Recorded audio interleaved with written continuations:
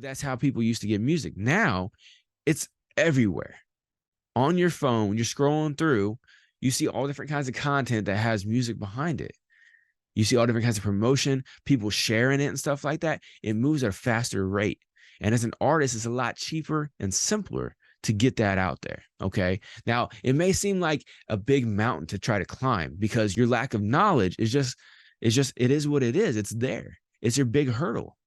But when you get the knowledge on how to start getting your music out there, how to become more well known as a creative person, you have creativity where a lot of people don't.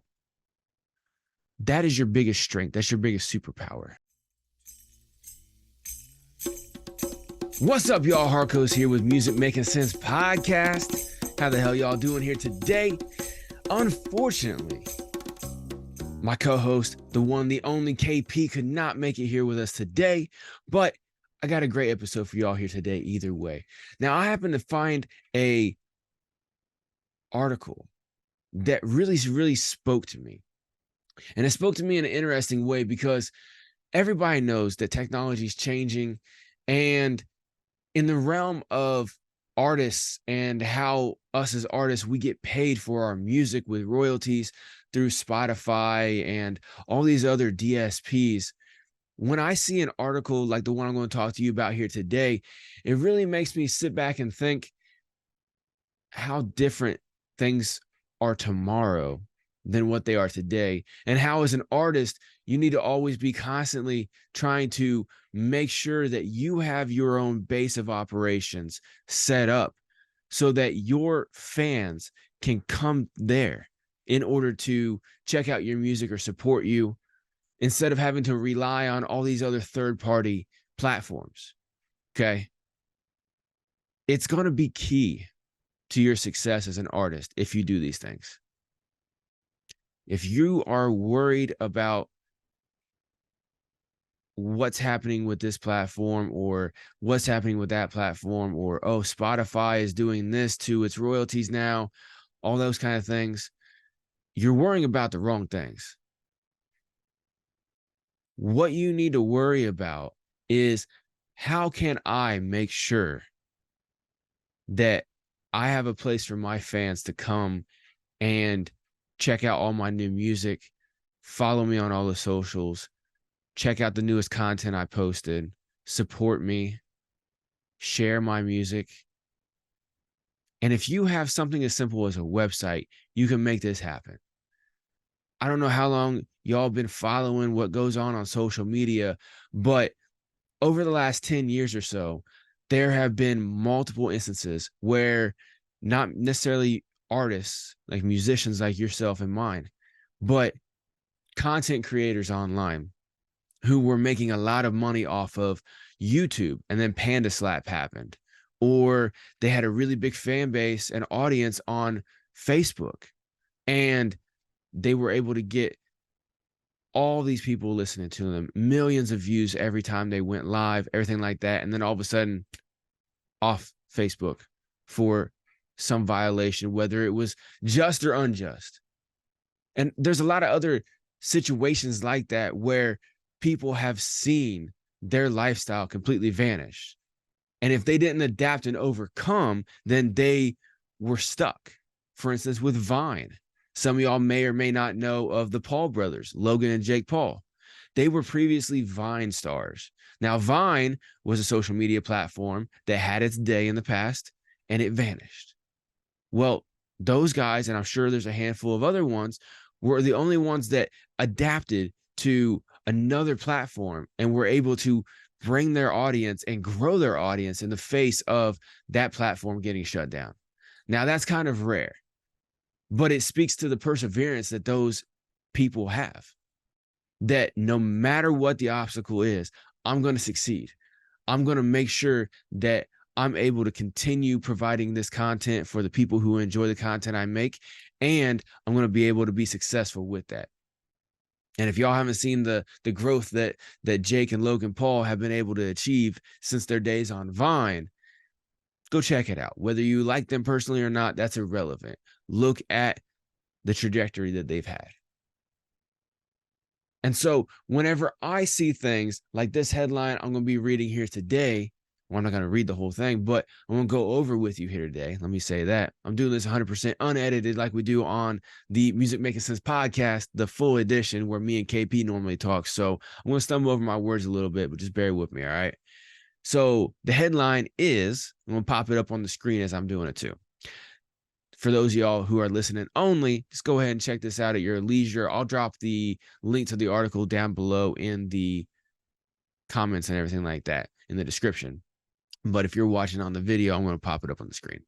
Anyway, DistroKid's Bandzoogle buyout, Songtraders Bandcamp acquisition point to the power of D2C commerce and a potential future battle for superfans. Now, for those of y'all who don't know, D2C is direct to consumer. All right. And what that is you having a platform like Bandcamp, like Bandzoogle, like your own personal website, where your fans can come purchase your music, purchase your merchandise, or just listen, support you, check out all your other things that you're doing all in one place. Okay. But in specific, what this article is talking about is the actual financial transaction of artists selling their music directly to the consumer, the fan of their music. All right. And then when they're representing super fans, for those of y'all, they're referencing super fans. So for those of y'all who have been listening to the last multiple episodes that we've been having here on Music Making Sense podcast, I keep talking about a cult-like following, your super fans. I think I probably used a couple other terms to distinguish these two people, right? If you haven't checked it out, make sure you go check it out, obviously. But having super fans is where it's at, because as you may or may not already know, depends on how far along you are on with your journey being an artist, a super fan and a cult-like following of super fans is where you make your money. They're the ones that go out to shows. They're the ones that buy your merch. They're the ones that buy your music. They're the ones that share the hell out of your stuff. They're the ones that will create their own unique content online and put your music behind it. That's a super fan. That's a cult-like following that you have. When you have that, that is where you start winning. But you need to make sure you nurture that, because if you neglect or mistreat those people, they will be your worst nightmare. All right. That's one of the dichotomies right there. A super fan can be your best or your worst nightmare. Just, a cult following can. And you've seen that with any of the, the Branch Davidians or any of these other cults that went off the rails, right? It could be a positive or a negative. And as an artist, you want to make sure that it's a positive for as many people as possible. You're not going to get everybody. Obviously, some people just can't be pleased, but you need to make sure that you have that cult-like following and you are able to support the hell out of them. That way they are able to support the hell out of you. And the way that you support them is by creating dope music and dope content that they resonate with and that they love and they want to consume, they want to share. Okay. And this article right here is talking about DistroKid buying out Bandzoogle, Songtrader buying out Bandcamp. All right. That's what these are talking about. And what this means is that services like DistroKid and Songtrader that, DistroKid is a DSP and Songtrader is where you can go and find, sync licensing and stuff like that and be able to market your music that way. With those two companies buying out Bandzoogle and Bandcamp, which allowed you to create a website and sell your music on there and everything like that, what they're doing is they're trying to get into that market. As it says right here, and potential future battle for super fans. See, DistroKid, I've already hypothesized on previous episodes about this. You can go check it out if you'd like to. I even made a clip out of it that you can see on the social media. But my theory is that DistroKid is owned by at least one of the major record companies. All right. And if I remember right, I've actually seen something about one of them either owning or having a big stake in it, one of the two. But as I hypothesize, is that, all these DSPs and stuff like that, they're if they're not right now being ran behind the scenes by the major record labels, they are going to be, and eventually it'll be just out in the open. And with DistroKid being a DSP and putting it out on all the platforms and everything like that, with Songtradr being involved in the actual sync licensing, and both of them wanting to take over companies that help you as an artist create your music and put it out directly to your fans, I think what that is going to do is they're trying to gain more control over what's going on. Because a lot of artists that I know went to Bandcamp or Bandzoogle in order to host their music instead of on Spotify and all those platforms. That way they could try to harness and nurture those super fans more and actually make more money off of their music. Because if somebody goes and buys a song off of your Bandcamp or Bandzoogle for 99 cents, you get almost all that 99 cents. And then that fan can listen as long as they want. But then you also have their email address. You can do future marketing and stuff like that with them. But if somebody goes and listens to your song on Spotify, even if they click follow, you're only getting 0.003-ish cents per stream every time they listen. And then you don't get their contact information so you can tell them about your next song when it comes out. You just are at the whim of Spotify putting that song in front of them when you release a new one. Like, even if they decide that they want to follow you, it's not guaranteed that they're going to get notified when you drop your next song. Unless you are one of the top listens on that specific fan's playlist, Spotify almost always will not notify them of your release or even put it into their mix, okay? Because they're going to go with the bigger names, because these big major record companies have a stronghold on these DSPs and on Spotify and on DistroKid and all these places, right? I even saw somebody post something up in a group on Facebook, so God knows if it's fucking true or not. But they posted up something about like DistroKid is stealing your royalties and stuff like that, and they're not giving you actually what you get. It's possible. It's absolutely possible, because you have no way of tracking, right? Because you can look on your Spotify for artists, for instance, and you see, I got 30,000 streams this month. Okay. So then you go over to DistroKid. DistroKid said that Spotify said you only got 20,000 streams. Well, you can go and try to petition that or whatever, but then they may come back and say, oh, well, Spotify told us that, yeah, you got 30,000, but only 20,000 looked verifiable as unique, authentic users. So we're only paying you for that because Spotify only paid us for that. And you got to go based off of their word. You're at the mercy of these companies.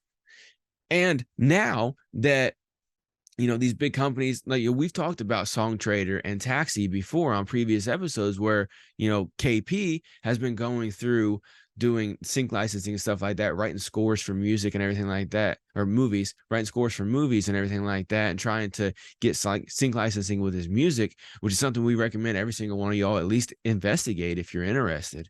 And you can go check previous episodes to get more information straight from the horse's mouth of, KP actually doing this investigation himself and putting the money in there to get involved with something like Taxi and Songtradr, right? And I've had experience. I mean, most of us have had experience with either DistroKid or some other distributor, and you're at their mercy. You're not only at the mercy of something like DistroKid, but you're also at the mercy of Spotify being authentic with you and being real, because who knows if they are, right? And yeah, I know some of y'all might be saying, Harkos, you're a hella conspiracy minded today. I'm always like that, for one. But for two, I always hope for the best, prepare for the worst. And in order to prepare for the worst, you actually have to think of the worst and then try to prepare against it, which is why I always recommend to artists, hey, look, use these streaming platforms as advertisement. Use them as a distribution network for your content, but feed your fans to media that you actually own and control, such as your website. And I know some of y'all, somebody, I'll guarantee one person out there is saying, yeah, but Harkos, how do you know the website's being legit with you? Well, we can keep going down that rabbit hole if you want, but I'm not going to do that. Okay. Because yes, everybody in the world could be against you, even your own mind, right? It's a simulation, right? We're not doing that today. All right. What I'm trying to say is, no matter what's going on, and as you see, I got the article pulled up on my phone and stuff because that's where I saw it. You need to be in control of your own destiny. Okay. Now, I personally recommend Wix as a website builder. Okay.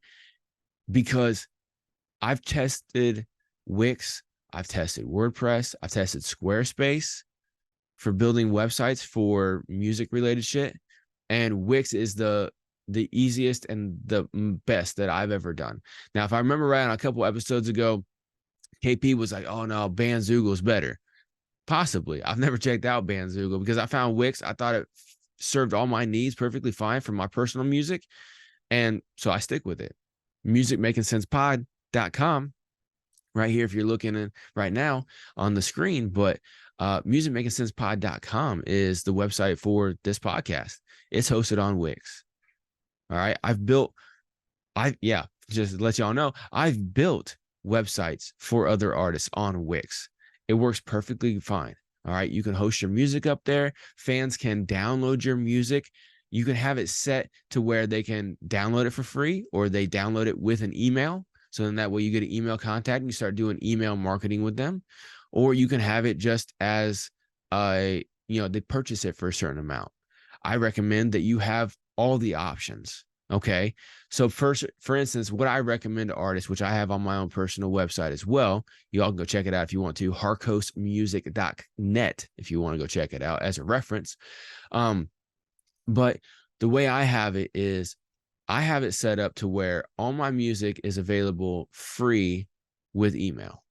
Okay. So if you want to go download any of my music, you click, download or whatever, add it to cart. And then at the end, you go to check out, you download, you just enter your email address in there.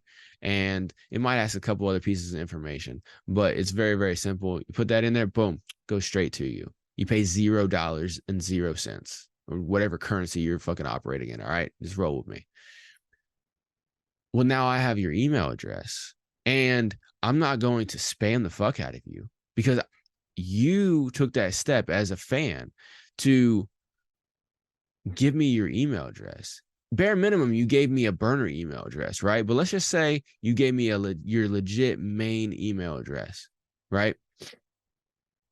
Well, I'm not going to waste that and get reported as spam by you or get unsubscribed by you. Because if you like my shit well enough that you actually went to my website and then you wanted to download it onto your phone or onto your computer or whatever, you like my shit. So why would I shit all over that? No, I'm not. I'm going to send you one new email a week, maybe only between 2 and 4 emails a month. Whenever I got something new I got coming out, okay, I'm not going to hit you up multiple times a week. I'm going to hit you up one time a week maximum. And it's only to let you know what's going on in the world of Harkos, okay? And mainly, I'm going to be telling you about free shit for you. Because if I'm just giving you free stuff, you're going to want to come and try to financially support me in some way at some point. Most people, right? So that's why on my website, I also have the option for people to buy my music. You can download it for free, or you can buy the exact same song and support me.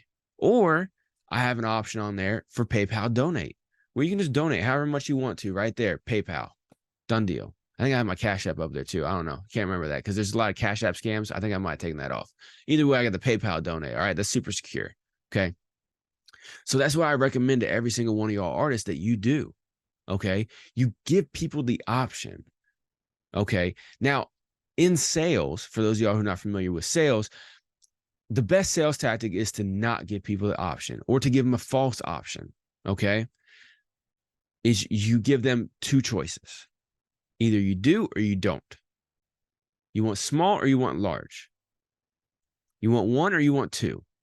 A binary choice, just like with politics. Here in America, at least, there's two main parties in politics. And so most people choose along those lines, but you do have a certain segment of population who either obviously doesn't vote or they want to vote third party. We're not going to get into that. But what I'm saying is primarily it's a binary choice. Okay. And so in sales, that's what you want to do as well, too. So that's what you need to give these fans. Okay. You need to give them the option. Would you like my stuff for free or would you like to pay for it? Or would you just like to donate? Obviously, that's a third option, but that's still paying for it. If you only give them the option to either stream on Spotify or buy it off of you on your website or even on Apple Music or Bandzoogle or what have you, then you're cutting off your options. Sorry, I had to pull my article back up. You're cutting off your options. So then you're cutting off your fans. Because if they don't want to go buy your music, but they want to listen to it, well, now they're over on Spotify, somewhere you don't control. So again, like I said, I always try to tell people, have a website and get that going. And as always, if you want to have a free consultation about this, I can help you out, no problem. If you want me to build it for you, obviously that's for a fee, very small fee. Let me know. Everything like that. Drop comment, send email, all that shit, right? But anyway, we'll go ahead and get back into this article here. So what I actually did is I used a dope piece of technology. So me, for instance, I can sit there, I can read. Okay, I know how to read, but my mind just kind of goes. And so it's best if I listen to things. So whenever I read a book, I actually listen to it on audiobook. And then that way I can do something else at the same time. Okay. Not quite ADHD, but it's something similar. Okay. And so what I did was I just hit my Google Assistant because I got an Android. You can do it with your Alexa or whatever the fuck it is on iPhone. And you just hit read this article to me. And so it read it to me, and it read it to me in like 7 minutes or whatever. Right. And so I'm just going to use that technology to help me out with helping y'all know a little bit about what's going on in this article. You can go read it for yourself, but I'm going to have the AI read it to us. All right. So let me go ahead and get this rocking and rolling for y'all. And if you're watching on the video, I'm going to put the article up on the screen so you can read along if you'd like to. All right. All right, here we go. From Music Business Worldwide. DistroKid's Bandzoogle buyout, Songtraders Bandcamp acquisition point to the power of D2C commerce, and a potential future battle for superfans. What's happened? Two recent acquisitions in the indie artist sector paint a picture of a new alignment that's emerging in the music business. Music distribution service DistroKid announced in mid-September that it had acquired artist services platform Bandzoogle. A week later, news broke that Songtrader, which describes itself as the world's largest B2B music licensing marketplace, had acquired Bandcamp, the direct-to-fan platform for music artists, from All right, so right there, it's just like a brief overview of what's going on. But if you see, Songtrader, as they said in there, is B2B, which is business to business. Okay. And so what that is, for those of y'all who don't know what Songtrader is when, as an artist, a business, you are selling your music to other businesses for TV and film and radio and commercial stuff like that. You're selling your musical works to them, and then they give you royalties based off of that. Okay. So I'm just kind of filling y'all in on anything that you may have missed. All right. Let's go ahead and keep it rolling. Epic Games. At first glance, these two acquisitions may look unconnected. Yet in their own ways, they both highlight a new trend that is rapidly emerging. Platforms that have previously, indiscriminately, worked with DIY artists are now honing their abilities to specifically service middle-class artists, offering these acts the tools to accelerate their careers and better monetize their fan bases. By middle-class artists, We are really referring to what Spotify refers to as professional or professionally aspiring artists, i.e., the subsection of 200,000 artists out there who make up just 2.2% of the 9 million acts on streaming services today, but who generate 95% of the royalties paid out. Now, did you all hear that? They're not talking about the big time artists. They're talking about the middle section of artists, the 200,000 artists roughly, who represent 95% of the royalties that are paid out. All right. And they said professional or aspiring to be professional. Now, this doesn't talk about you if you are getting 1,000 streams a month or even 10,000. This is the roughly in the millions. All right. And this isn't a lot of the big time artists like, like Drake or, any of like the big time artists that get a lot of streams. All right. Because like I've said before, I believe that they have like an affiliation with the major record labels in order to basically give those false streams or put it in there and everything like that. Not saying that people don't like listening to like the big time artists, but what this article is talking about is the market that these companies are trying to gain market share over is the middle class of artists, okay? Not the low class and not the upper class, right? But that middle class of artists, which is 95%. So that's the people getting hundreds of thousands of millions to millions of streams per month, right? They're the ones getting the good payouts. They're the ones who are starting to make a decent amount of money off of their music to where they don't really work a regular job. They focus on music related shit. All right. Which is where every single one of us want to be, correct? If not, you wouldn't be listening to this podcast. I guarantee you that shit. Right. But so they see that middle class of artists has figured out how to monetize their music off of the fans going direct to consumer. So these places like DistroKid and other companies like that, they're wanting to get that. They see that as money coming out of their pocket because they're not able to get their percentage off of it. And see, that's where you get fucked. Okay? If you're not trying to be 100% independent, I completely understand you going and trying to get signed to an indie label or you doing business with one of these companies, right? But if you're trying to be independent, use these companies to your advantage, but just know they're using you just as much. So make sure you use them properly. Learn exactly how they operate. Like I've said before on a couple episodes back, I said what I recommend to artists is when you put your music up on the DSPs, that you only put out half of a track. And then halfway through your track, right, the lyrics stop and the beat keeps going, or the instrumental, whatever, depending on what genre of music you make, right? But you got your first half of the song that sounds exactly the same, right?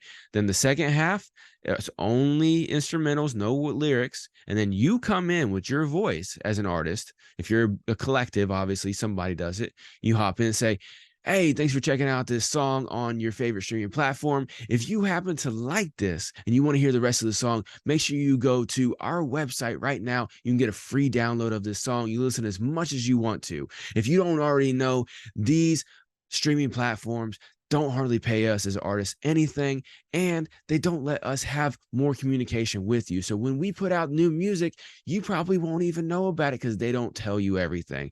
But if you go to our website right now, you can get a free download, and we will let you know every time we have a new music that you can go and download absolutely for free. You win by shopping with us directly. Something like that, right? And you can make it to where it doesn't sound like I would take out the word shopping now that I do, because I just freestyle that, right?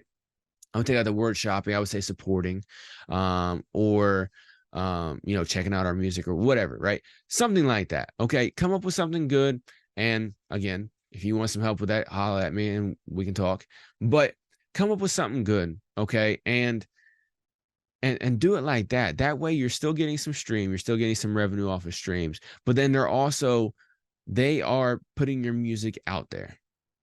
They're showcasing it in front of people. They're allowing you to get some fans. And if you do any kind of boosting with promotion and stuff like that to drive people to your Spotify, then it's going to keep increasing that. Not just Spotify, but all the DSPs. But you want people to go to your website. And so that's what I keep telling all these artists I'm doing music reviews for and everything like that is have your website, drive people there off of all the social media. Okay. You know, there's a company out there for those of y'all who don't know called ClickFunnels. Okay. And they're a marketing website. And basically their whole philosophy is they came up with a big platform online, right? One of the first ones, and they kind of coined the name funnel, right? But basically it's just casting that wide net. You know, what you're doing is you're wanting to funnel, right? Just imagine a funnel for those of y'all who listen in only, right? Imagine a funnel. And what you do is you put a lot of people into the top, and then it funnels down to where only the select people come out the bottom. Okay. So you're taking, you're putting content out on Facebook, Twitter, Instagram, TikTok, YouTube, all the, all the DSP, Spotify, stuff like that, right? And you're trying to get people to come to your website. So you have all these people, and some of them are gonna kind of stick around and start following you on those platforms where they see you, but then some are not. So they fall out of the funnel, right? And then out of those people that are following you, eventually they may want to go and stream your music. So then they're going through there, and then they may want to go and actually download your music. And so then they're coming through the funnel until they are a super fan. You have a cult like following that, 80-90% of your cult like following is, buying your new song for $1 when that you have the option for them to get it for free, but they're buying it for $1 to support you. Or they're paying $10 for that EP or that mixtape or that album, or they're paying $30 for that shirt, and like I said on the last episode, when you put out merchandise, yeah, have a couple that advertise your band or you as an artist, but have most of your stuff just be cool designs, like a cool saying or a cool design, or you take some of your lyrics or whatever and you put it into a visual aspect on a shirt. Okay. And then on like the back or something like that, you have like a little bit of promotion for yourself. That way, when people walk around with it or whatever, they got this cool shirt or something that has words on it that says something that resonates with them. And yeah, they're technically supporting you, but when they're just walking around, people see that shirt. They don't like, oh, that's a groupie or what, anything negative, right? It's a cool shirt. People are going to be more willing to buy that shirt. Okay. But then those are the people who come out of the bottom of the funnel. Okay. And those are the people that these companies are trying to take from you. Okay. So make sure you learn all this kind of shit off of me or off of your own time and effort online to actually be able to maximize your time and get this taken care of. All right. Let's go and keep listening. What's the context? With the above in mind, let's take a look first at DistroKid Bandzoogle. San Francisco headquartered DistroKid says that more than 2 million artists have relied on its distribution and services offerings to date, among them rappers Ludacris and 21 Savage, as well as Dweezil Zappa and Megan Davies. Judging by the ratios suggested by Spotify's math, i.e. 2.2% of all artists, just 40,000 artists out of the 2 million that have gone through DistroKid in the past would be considered professionally aspiring. And it's this. All right, so you hear that right there. 40,000 out of 2 million they would consider as being aspiring. So those are the people in that professional cast that they're actually talking about, right? So they're narrowing that funnel down on who they're trying to target and who they're trying to extract resources from, okay? Because that's what they're doing. That's what businesses do. Extract resources in order to grow, but still provide a service, okay? More specialist, non-hobbyist audience that Bandzoogle was created to serve. Bandzoogle is a Montreal-headquartered artist services platform that offers marketing tools for musicians, such as website development, music promotion, and a platform for and a direct-to-fan sales platform. Since launching in 2003, it has amassed some $100 million in sales, more than half of that over the past 5 years. In the case of the Songtradr Bandcamp tie-up, something... I'll get to that in a second. So as you see right there, they've had a lot of revenue, especially in the last 5 years on Bandzoogle, right? Well, DistroKid was able to buy them.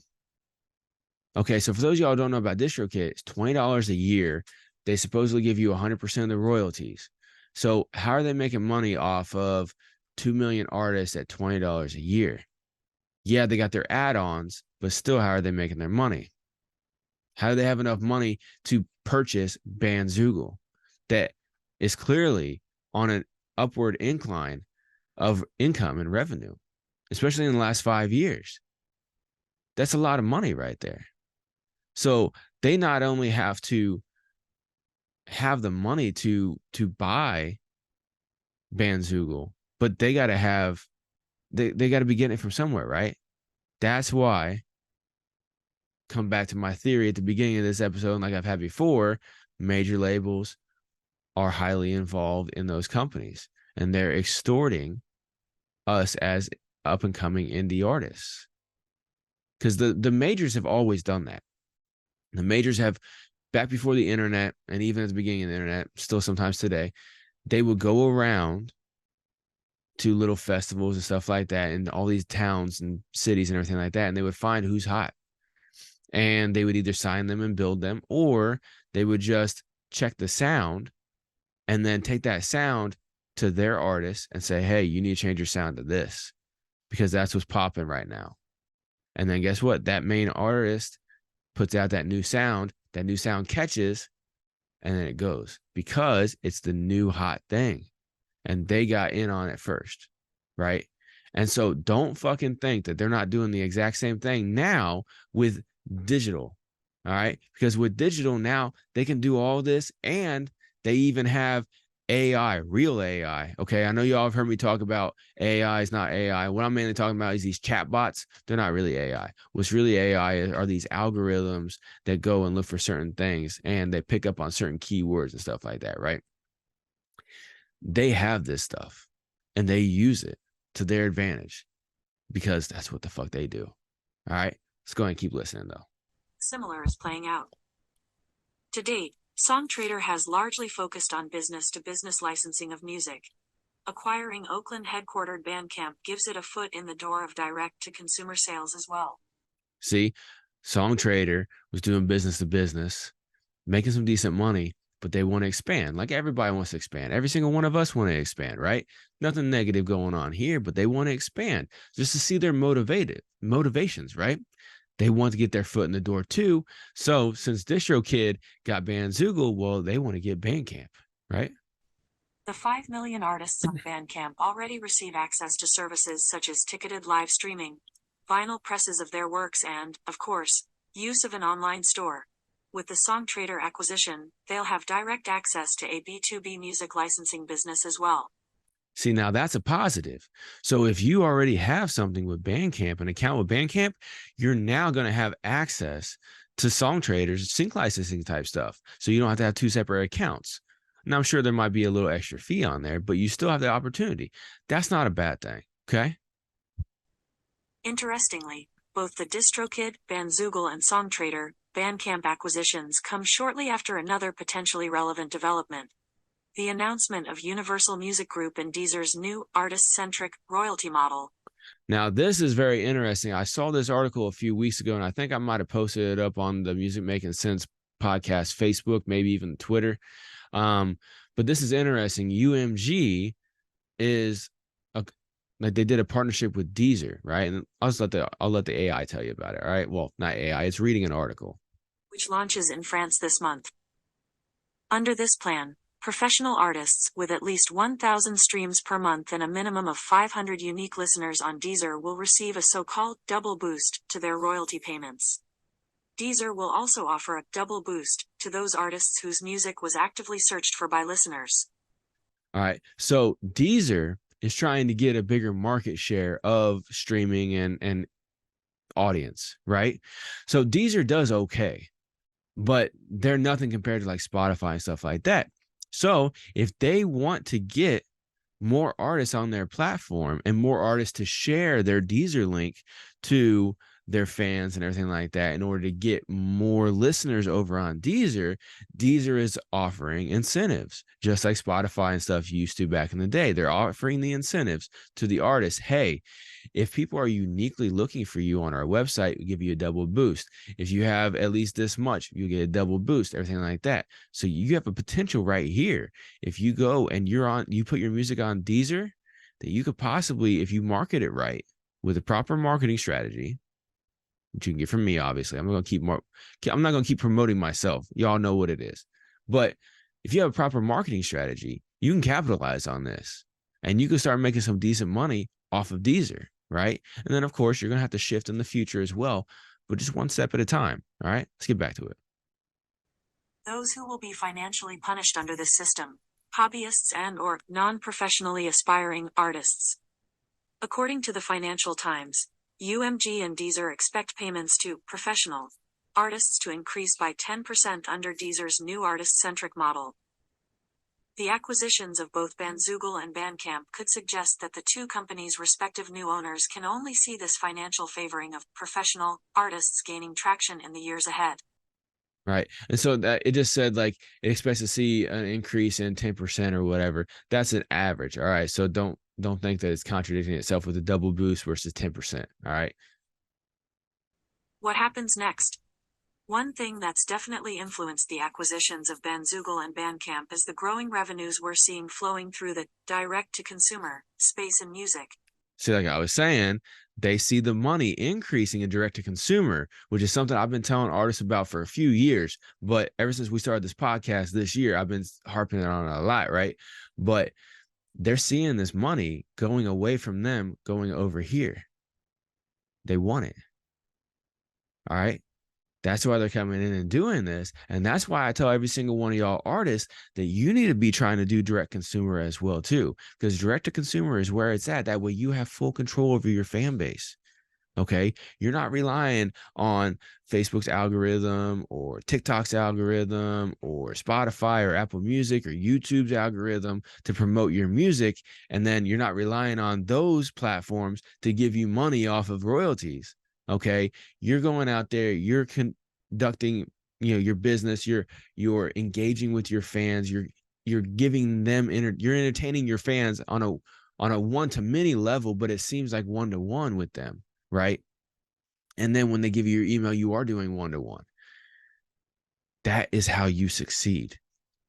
Absolutely how you succeed. Y'all need to get in line with this. All right, let's keep going.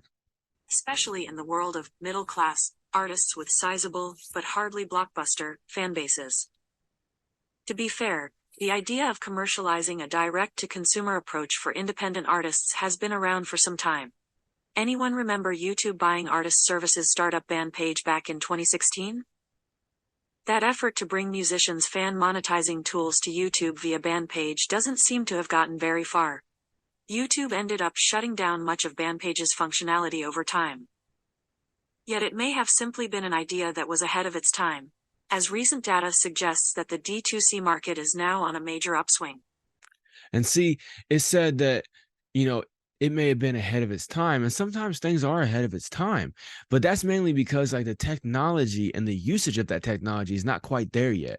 So when Google acquired that other company, I can't remember off the top of my head now what it was. Hit rewind, you'll hear what it was saying.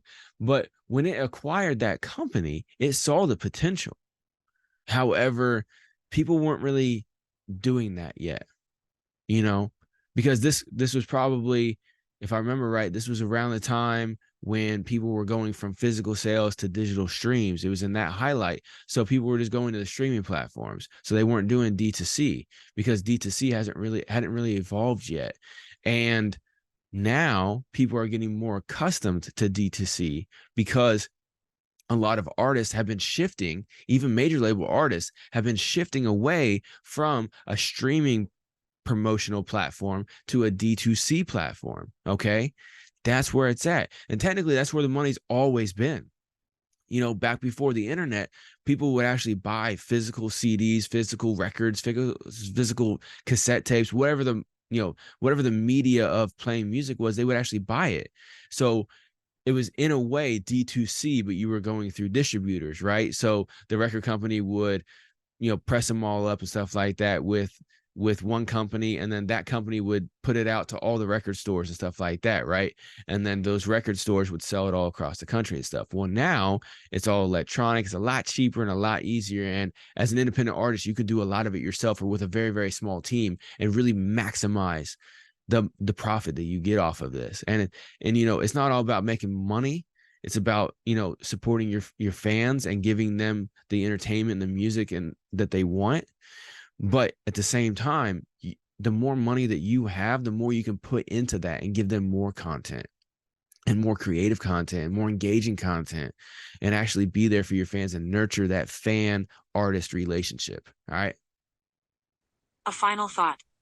Much has been made lately about the potential of superfans to music companies. According to market research firm Luminate's 2023 mid-year report, about 15% of U.S. music fans are superfans, which the report defines as music listeners aged 13 and up who engage with artists and their music in multiple ways, including through social media, by attending live shows, and purchasing physical music or merch. Right. So 15% of the music listening base of everybody who listens to music, only 15% are what they consider super fans, who are people who, attend live shows, buy music, buy merch and stuff like that, right? So 15% of basically the population in the world is what you have to work with. So if you have 1,000 fans, only 15%, 150 people would be super fans, have the potential to be super fans. It depends on how you make it, because you could have 1,000 fans and only one of them be a super fan, not 1%, one. Okay. You got to make sure that you nurture this. All right. And it takes effort and it takes you being a genuine person. You can't be a fly by night artist trying to capitalize off of, oh, making music is easy so I can make some money off of that. I've actually seen artists say that.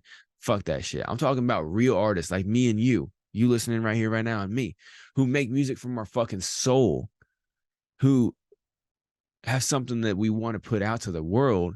And we love when people resonate with it and tell us their story and stuff like that. That's where we're at. Right. We have the opportunity to capitalize on that 15%. And you can possibly turn that 15% into 50% of your fan base. But just know, on average, you only got about 15% to work with if you do it well. All right. If you nurture your fans well, you're only going to get about 15% that actually contribute to you. Okay. And that's financially. The rest of them, they'll listen, they may share and stuff like that. But your super fans, 15% out of your fan base. Okay. So if you only got 100 fans, you're only getting 15 as possibly a super fan. All right. Very, very rare, though. Luminate's report estimated that these superfans spend 80% more on music each month compared to the average US-based music listener. Now more than ever, fans hold the power of influence, shaping the ways their favorite artists make, market, and release music. Luminate. Meanwhile, in its latest Music in the Air report, Goldman Sachs estimated that if 20% of music fans could be categorized as superfans, and each were willing to spend double what a non-superfan spends on digital music each year, this would imply a $4.2 billion currently untapped annual revenue opportunity for the recorded music business. But what if the real opportunity to monetize superfans actually already rests with the burgeoning D2C market?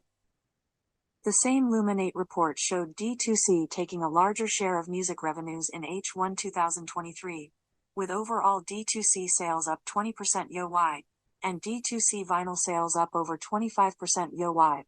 Okay, so AI is kind of dumb and it said yo Y. It actually says YOY, which is year over year. It's an acronym, but y'all know how these readers are. It says yo Y.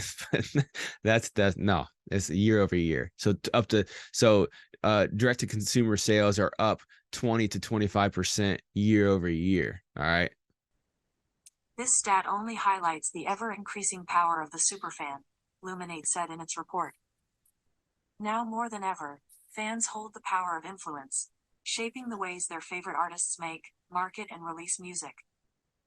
If that is indeed the case, then DistroKid's acquisition of Bandzoogle and Songtraders' acquisition of Bandcamp could indeed be smart moves, building on D2C's potential, at a time when it looks poised to become bigger than ever. From music business. Exactly, right there. I want to read something back to y'all real quick in case you missed it. It says, this is a quote. It says, now more than ever, fans hold the power of influence, shaping the ways their favorite artists market and release their music. Okay. If that is indeed the case, then DistroKid's acquisition of Bandzoogle and Songtraders' acquisition of Bandcamp could indeed be smart moves building on D2C, direct to consumers, potential at a time when it looks poised to become bigger than ever. So, what that's saying is fans have the power. They've always had the power, but they have more power now than they ever had before because they have the power of extreme choice where they've never had that power before. Okay. Because I remember back in the day, for instance, I got my first hip hop album when I was in third grade. I was 10 years old. Okay. Roughly third grade. I just remember I was 10 years old. I used to watch MTV before school. Okay. And before elementary school was around the time when they had like the music video countdown stuff. I saw Bone Thugs and Harmonies, the Crossroads music video when it first came out in 1996. All right. I'm 36 years old. I know I look like I'm 25, but we're not going to go there. Anyway, I saw it in 1996. I saw this video and I loved it. Right. And around that time, I was also seeing Wu-Tang. Their videos were coming up and everything like that. I was watching all of that stuff. I started liking hip hop. Well, then my dad took me out to the mall and said, "Hey, you want to get some music or whatever?" I was like, "Yeah." I was like, and I was looking through and I found Bone Thugs and I found Wu-Tang. All right. Bone Thugs, East 1990 Eternal, cassette tape, because this was before CDs. All right. Well, it was right around the beginning of CDs, but I didn't have a CD player. I had a cassette player, right, of 10. All right. And so I got the Bone Thugs and Harmony East 1990 Eternal cassette. And I got Wu-Tang Enter the 36 Chambers cassette. Now, this was right around the time when they released them because this is 1996, right? I got those because my only source of hip hop, besides because local radio didn't really play anything in the town I lived in, right? They played mainly pop music. Is either pop music channel, you had a rock channel, you had a country channel, right? But where I lived during this time, that was it. Information was limited and new music was limited as well, too, right? So I was just MTV. And I think this was before BET, but MTV, that's all I had. MTV VH1. So whatever they showed me was my options on what I could like. And then I go to the store and do that. And then, of course, places like FYE and Sam Goody and stuff like that were stores that sold CDs, but then they also had some that you can go and listen to on headsets and stuff like that, all that kind of stuff. That was how we used to get new music. Okay. That's how you found out about new music. That's the only ways. If it wasn't on the radio and it wasn't on TV, it didn't fucking exist. Okay. Especially as a kid. And as I grew older, I started meeting some friends that also listened to hip hop. Now, the town I grew up in, that was very, very small amount of people. But I started listening to that. And then as it got, closer to the year 2000, you started hearing a little bit more hip hop on the radio and stuff like that. But it was all a lot of the pop stuff. Okay. And that's how I learned about music. And then whenever I went in the army, even though the internet was still kind of new at that time, Facebook was kind of new, MySpace was really the thing and stuff like that, I started being able to find out a little bit more about music. And then I was around people from other areas. And when I was in the army, this is how I found out about a lot of music. I didn't really know much East Coast artists until I was in the army and I hung out with dudes from New York. I didn't know shit about Texas music until I hung out with people from fucking Texas or people from Georgia or California. One of my dudes was from fucking California, right? He put me on to E40 and all these other people, right? And, as you see behind me on my wall, I got a lot of CDs. Some of these CDs were before the army and some of them were during and after, right? Like Pac. I knew about Pac before I went to the army when I was in high school, just from a friend. And I started listening to it. And I got hooked and I bought all the CDs. Snoop Dogg, I actually saw him on MTV or something like that. My dad started buying me the Snoop Dogg and stuff like that. Bone Thugs and Harmony, we already talked about that. DMX, heard about him from a friend. I think I might have heard him on the radio as well too. 50 Cent and everybody like that started catching on around the early 2000s. I graduated high school in 2005. But then after that, from 2005 to 2008, that's when I got almost all of these CDs. Okay. And I was getting them online. I was buying them on Amazon or I was buying them at local stores because that was actually starting to get catching on. And when I was in Iraq, that's how I pretty much had to get music. But a lot of it was people to people. My dude from New York, he turned me on to Papoose. He's like, yo, you got to check out Papoose. Hand me a fucking bootleg mixtape, right? Shit like that. That's how we used to get music. Okay. I'm not trying to be like, oh, back in my day, but that's how people used to get music. Now it's everywhere. On your phone, when you're scrolling through, you see all different kinds of content that has music behind it. You see all different kinds of promotion, people sharing it and stuff like that. It moves at a faster rate. And as an artist, it's a lot cheaper and simpler to get that out there. Okay. Now, it may seem like a big mountain to try to climb because your lack of knowledge, not to be disrespectful, your lack of knowledge it is what it is. It's there. It's your big hurdle. But when you get the knowledge on how to start getting your music out there, how to become more well known, you know, instead of just trying to rely on systems that are already built, trying to build your own system, doing different things like that. As a creative, you have the brain power to do it. If you're a real artist, and that's going to sound really pretentious of me, but if you're a real artist, you have the creative brain powder. You have the creative brain power. God, you can create whatever you come to your mind. You've already created a bunch of music that had never been created before. So you can come up with ideas to create content that's never been created before. And you can look at other pieces of content and take inspiration, just like you do with your music. Like me, for instance, I've been listening to Pac again here lately because I just kind of got on a kick. One of his songs popped in my head. I started listening to it, and I hadn't listened to Pac in years. And I realized he's a heavy influence on me and my personal music. I listen to how he does certain things with his rhymes, and I'm like, shit, I do the same thing. I take heavy influence from him. I take heavy influence from a lot of people. And that's what you do as an artist. But then you put your own creativity behind it. Because I say things that Pac never even said. And I'm not trying to be the next Pac. I'm just saying. As a creative person, you have creativity where a lot of people don't.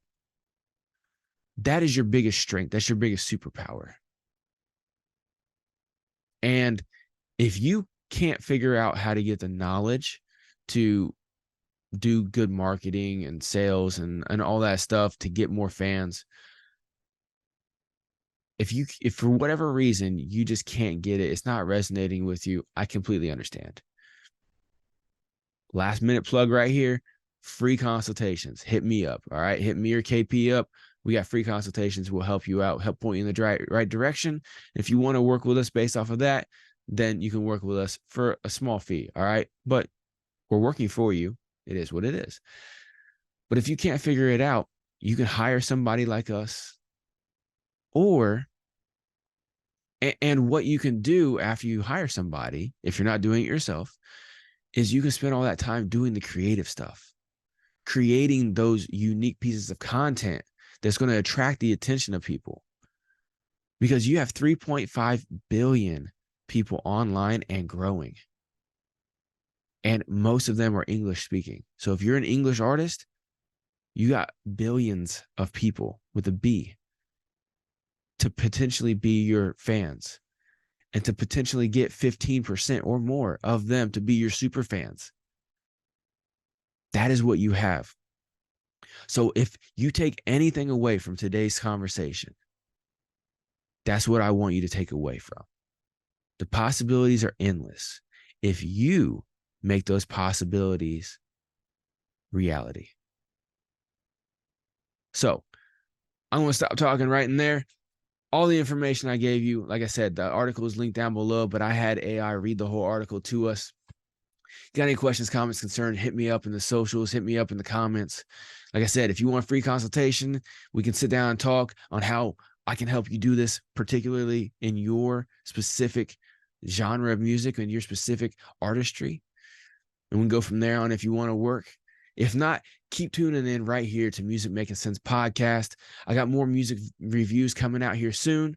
If you want a music review, it's 100% free as well too. Drop a comment or message or an email or what have you. Contact us and I'll put up one of those for you. We'll have a conversation. I'll get that taken care of for you. But keep tuning in. Check out all the information that me and KP are dropping right here on the regular podcast episodes. and all the information we're dropping on the socials and through these music marketing reviews. Make sure you keep tuning in. And if you enjoyed what you got here today, make sure that you share it with at least one person you know. Because you know at least one person who's struggling with their music marketing and they could use a little bit of help. And you never know. They could listen to this episode right here today. It sparks something in their mind. Next thing you know, 4 months from now, their half their income is coming from music. And now they're only working part-time at their job and they're making their way and they're getting a happier, healthier, productive life. That's the key. That's what I strive for. That's what I want every single one of y'all to strive for. And speaking for KP, since he's not here, unfortunately, today, that's what he's striving for. I know for damn sure. He said it on here. And he said it to me personally as well, too. So if you're striving for that, which I know you are if you've listened all the way through this episode, make sure, keep like, share, follow, and subscribe. Make sure you think critically. Think outside the box. Hit me up if you need some help. And, of course, keep sharing the show. As always, I'm Harkos from Music Making Sense Podcast. See y'all next episode.